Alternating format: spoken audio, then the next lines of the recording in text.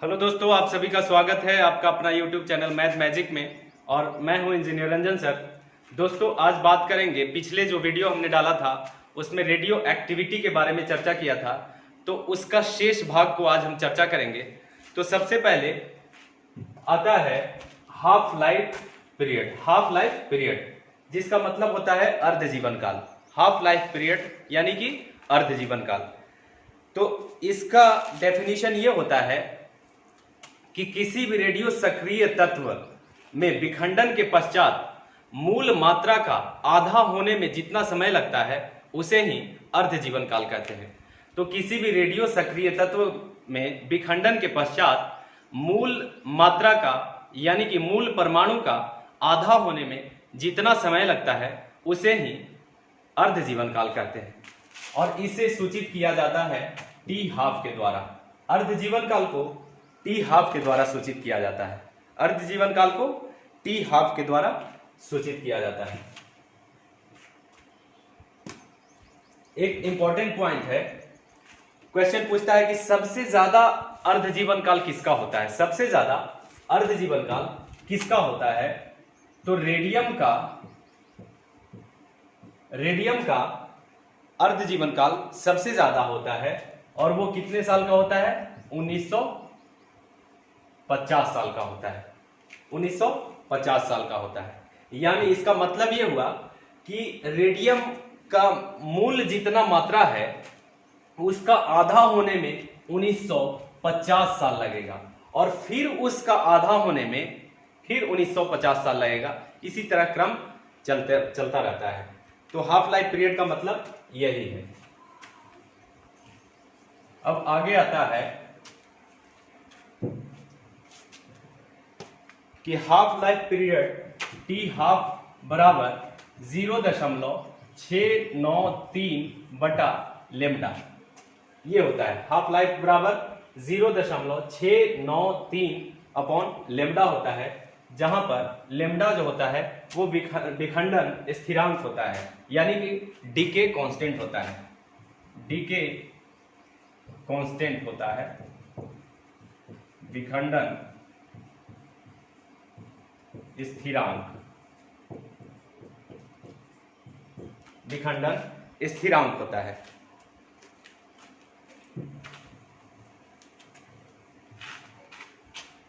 अब आगे आता है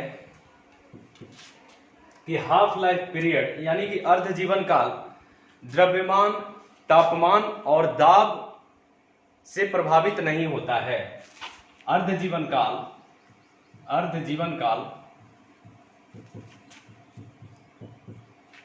द्रव्यमान, तापमान एवं दाब से प्रभावित नहीं होता है। यह लेमडा यानी कि डीके कांस्टेंट, विखंडन स्थिरांक, यह विखंडन स्थिरांक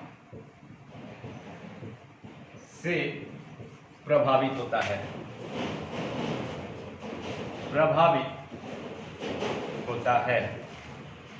तो अर्ध जीवन काल द्रव्यमान, तापमान एवं दाब से प्रभावित नहीं होता है, लेकिन यह लेमडा यानी कि विखंडन स्थिरांक से प्रभावित होता है।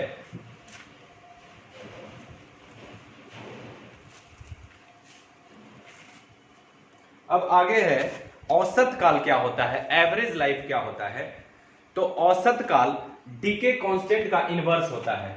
औसत काल एक होता है औसत काल, यानी कि जिसे बोलते हैं एवरेज लाइफ।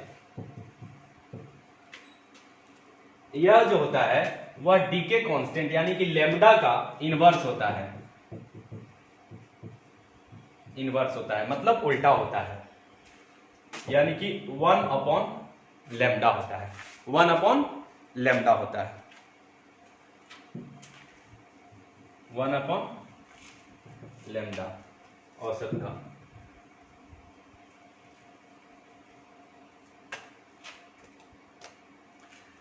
अब दोस्तों इस पे बहुत सारा न्यूमेरिकल पूछा जाता है एग्जाम में, जो कि बहुत बार पूछा गया क्वेश्चन हम करवाएंगे। तो सबसे पहला क्वेश्चन है कि किसी रेडियो एक्टिव एलिमेंट का टी हाफ 10 साल है। किसी रेडियो एक्टिव एलिमेंट का टी हाफ 10 साल है तो उस तत्व के मूल परमाणु से 1/16 परमाणु होने में कितना समय लगेगा। कहता है कि किसी रेडियो सक्रिय तत्व का टी हाफ जो है 10 साल है, टी हाफ 10 साल है, तो उस तत्व के मूल परमाणु से 1/16 होने में, 1/16 भाग शेष बचने में कितना समय लगेगा, यही बोल रहा है ना। तो सबसे पहले हम लॉन्ग मेथड से करेंगे, उसके बाद मैं इजी मेथड भी बताऊंगा, क्योंकि लॉन्ग मेथड हम एग्जाम में नहीं कर सकते क्योंकि समय का वहां पे अभाव होता है। तो दोनों मेथड हम बताते हैं। अब जैसे ये मूल मात्रा है किसी भी रेडियो सक्रिय तत्व का, तो इसका आधा होने में यानी 1/2 भाग होने में कितना लगेगा, दिया हुआ है 10 साल। टी हाफ कितना दिया हुआ है 10 साल।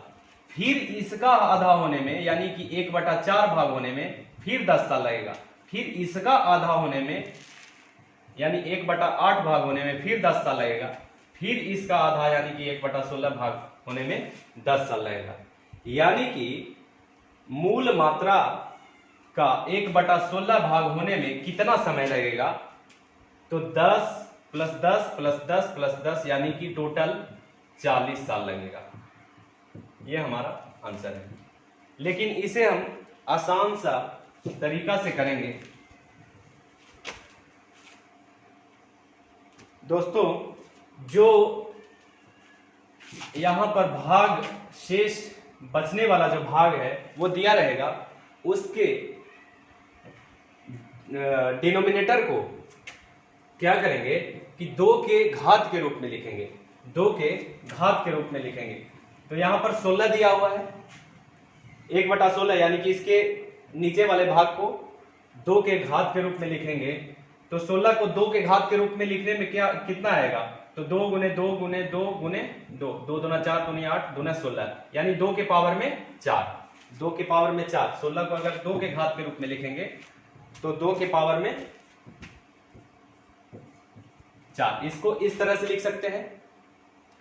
अब करना क्या है कि जो पावर में आएगा उसको जो टी हाफ दिया रहेगा उससे गुणा कर देना है। तो टी हाफ हमको 10 साल दिया हुआ है और यहां पावर में आया 4 यानी कि इसको गुणा कर देंगे तो 10 चौका 40 साल। ये हमारा आंसर आ गया। तो ये आसान है कि नहीं है। तो इस तरह से हम हाफ लाइफ पीरियड के न्यूमेरिकल्स को कर सकते हैं। अब कुछ और एग्जांपल्स देखते हैं। तो कहता है कि किसी रेडियो एक्टिव एलिमेंट का टी हाफ 5 घंटा है। किसी रेडियो एक्टिव एलिमेंट का टी हाफ 5 घंटा है तो वह कितने समय में अपने मूल परमाणु का 128वां भाग शेष बचेगा। टी हाफ कितना दिया हुआ है 5 घंटा, टी हाफ 5 घंटा दिया हुआ है और कितना शेष बचना चाहिए, तो 1/128वां भाग। अब इतना शेष बचने में कितना समय लगेगा यही पूछा है, इतना शेष बचने में कितना समय लगेगा। तो अगर हम लॉन्ग मेथड से करें तो बहुत ज्यादा टाइम लगेगा।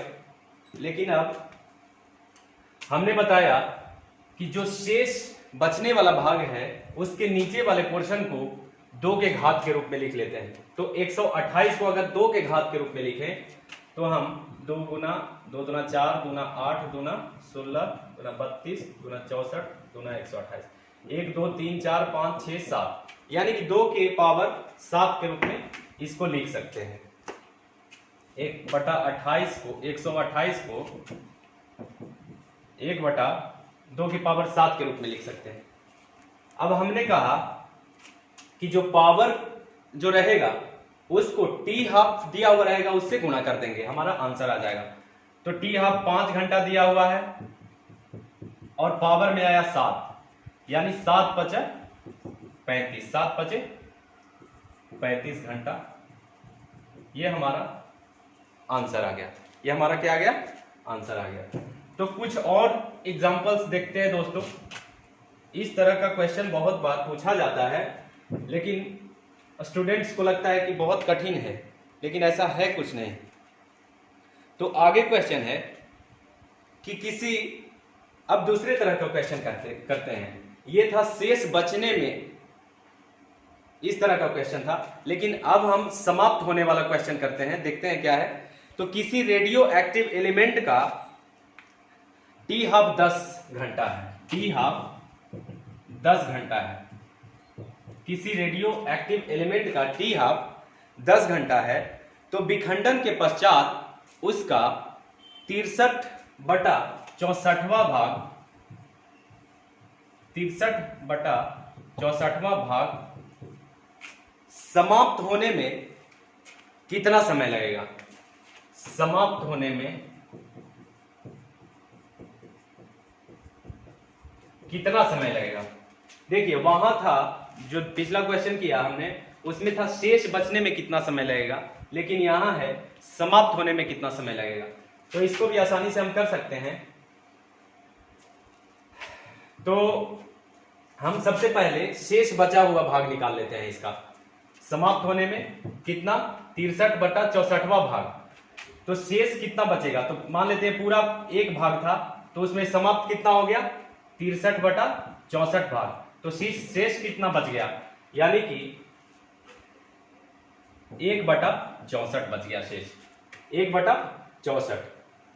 अब इसको क्या करेंगे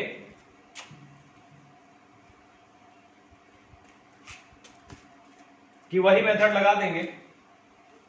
64 को 2 के घात के रूप में लिखेंगे।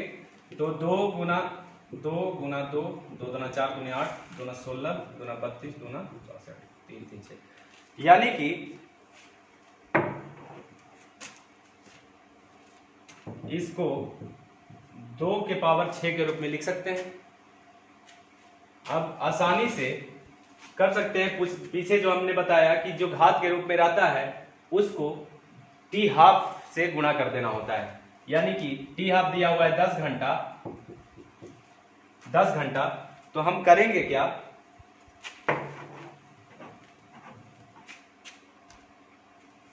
कि 10 घंटा को 6 से गुणा कर देंगे, यानी कि 60 घंटा हमारा आंसर आ गया। 60 घंटा हमारा आंसर आ गया। अब कुछ और क्वेश्चन करते हैं दोस्तों। तो अब एक और टाइप है जो कि परसेंटेज में रहेगा। अब पूछेगा कि कोई रेडियो एक्टिव एलिमेंट का टी हाफ अगर 2.5 साल है, टी हाफ 2.5 साल है, तो विखंडन के पश्चात उसका 25% भाग शेष बचने में कितना समय लगेगा? 25% भाग शेष बचने में कितना समय लगेगा, यही पूछा है। तो बड़ा आसान है। सबसे पहले इसको फ्रैक्शन में बदल लेते हैं। तो 25 को अगर हम फ्रैक्शन में बदलेंगे तो 25/100, यानी कि 1/4, यही आएगा ना। 25 चौके 100, 1/4।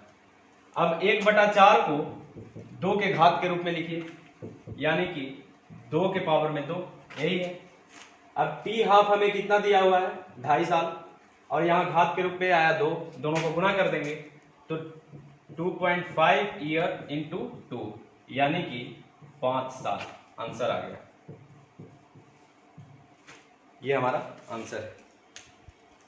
तो दोस्तों इस तरह से अर्ध जीवन काल का जितना भी न्यूमेरिकल होगा उसको आसानी से हम कर सकते हैं।